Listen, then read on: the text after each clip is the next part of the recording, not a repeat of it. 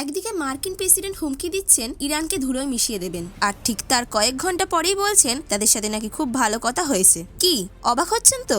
গত কয়েকদিন ধরে আমরা যে যুদ্ধের কথা শুনছি, সেই যুদ্ধের মাঝেই হঠাৎ করে 5 দিনের একটা বিরতি ঘোষণা করা হয়েছে। আর এই 5 দিনেই দুনিয়া বদলে গেল। তেলের দাম $114 থেকে নেমে সোজা $96 চলে এলো। কিন্তু ট্রাম্প আর ইরানের মধ্যে গোপনে এমন কি কথা হলো যে এক ধাক্কায় তেলের বাজার ঠান্ডা হয়ে গেল? এই রহস্যের জট খুলতেই আজকের এই ভিডিও। আমাদের সাথে থাকুন, কারণ গল্পের ভেতরে অনেক বড় বড় তথ্য লুকিয়ে আছে। আসলে পুরো ঘটনাটা শুরু হয়েছিল একটা আলটিমেটাম দিয়ে। ট্রাম্প ইরানকে 48 ঘন্টা সময় দিয়েছিলেন হরমুজ প্রণালী খুলে দেওয়ার জন্য। সবার মনে একটা মারাত্মক ভয় ছিল যে যদি সোমবারের মধ্যে ইরান রাস্তা না খোলে, তবে আমেরিকা ইরানের বিদ্যুৎ কেন্দ্রগুলোতে বড়সড় হামলা চালাবে। এই উত্তেজনার ফলেই তেলের দাম বাড়তে বাড়তে ব্যারেল প্রতি প্রায় $120 কাছাকাছি পৌঁছে গিয়েছিল। কিন্তু ঠিক সোমবার দুপুরে একটা বড় খবর এলো। ট্রাম্প সোশ্যাল মিডিয়ায় ঘোষণা করলেন যে ইরানের সাথে নাকি তাদের খুব ফলপ্রসূ আর ভালো আলোচনা হয়েছে, এবং এই আলোচনার খাতিরে আপাতত 5 দিনের জন্য কোনো হামলা চালানো হবে না। এই ঘোষণাটা আসতেই তেলের বাজারের চিত্রটা পুরোপুরি পাল্টে গেল। মাত্র কয়েক ঘন্টার মধ্যে ব্রেন্ট ক্রুড অয়েলের দাম $114 থেকে কমে $96 নেমে এলো, অর্থাৎ একদিনেই দাম কমলো প্রায় 15%। আমেরিকার ক্রুড অয়েলের দামও একইভাবে প্রায় 13% মতো কমেছে। তবে এই গল্পের টুইস্টটা হলো অন্য জায়গায়। ট্রাম্প যখন বলছেন কথা হয়েছে, ইরান কিন্তু তখন সরাসরি বলছে যে তাদের সাথে আমেরিকার কোনো সরাসরি আলোচনাই হয়নি। তাহলে ট্রাম্প কেন এমন ঘোষণা করলেন?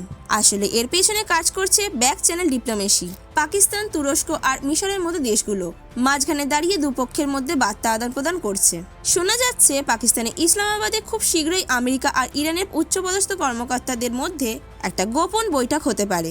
পাকিস্তান এখানে বেশ গুরুত্বপূর্ণ ভূমিকা পালন করছে, কারণ তাদের সাথে ইরানেরও বর্ডার আছে, আবার আমেরিকার সাথেও একটা সম্পর্ক বজায় রাখে।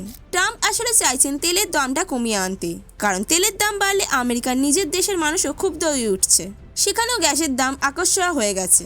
এবার আসি আমাদের ঘরের কথায়, অর্থাৎ আমাদের কলকাতার পেট্রোল পাম্পে এর কি প্রভাব পড়বে।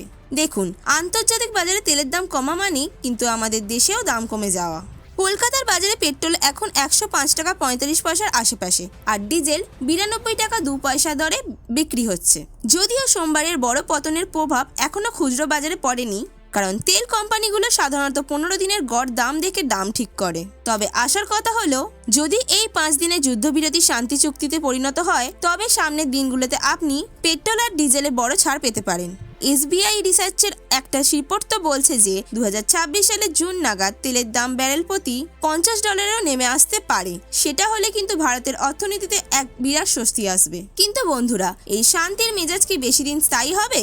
কারণ ট্রাম্প তো সতর্ক দিয়েছেন যে এই 5 দিনের বিরতিটা নির্ভর করছে আলোচনার অগ্রগতির ওপর।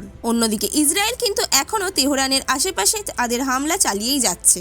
যদিও তারা জ্বালানি কেন্দ্রগুলোকে আপাতত রেহাই দিচ্ছে বলে জানা গেছে, ইরানও হুমকি দিয়ে রেখেছে যদি তাদের ওপর বড় হামলা হয়, তবে তারা পুরো মধ্যপ্রাচ্যের এনার্জি গ্রিড ধ্বংস করে দেবে। তাই এখন সবার নজর ওই ইসলামাবাদের গোপন বৈঠকের দিকে।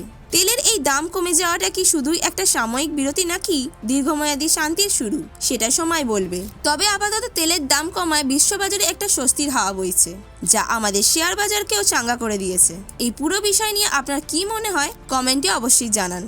আর এই বিষয় নিয়ে আপনাদের কোনো মতামত থাকলে সেটা আমাদের কমেন্ট বক্সে জানাবেন। ভিডিওটি ভালো লাগলে একটি লাইক করে দেবেন, আর আমাদের চ্যানেলে যদি নতুন হয়ে থাকেন চ্যানেলটিকে অবশ্যই সাবস্ক্রাইব করে দেবেন।